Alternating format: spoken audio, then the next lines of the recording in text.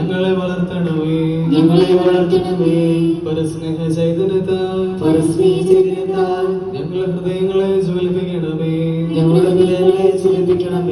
സേവനത്തിന്റെ പാതയിലൂടെ ഞങ്ങളെ നയിക്കണമേ അസൂയ വിദ്വേഷവും നീക്കി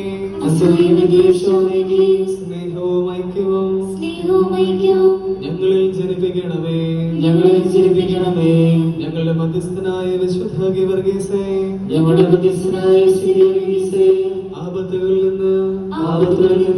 ഞങ്ങളെ രക്ഷിക്കണമേ അനുദിന ജീവിതത്തിലെ ക്ലേശങ്ങൾ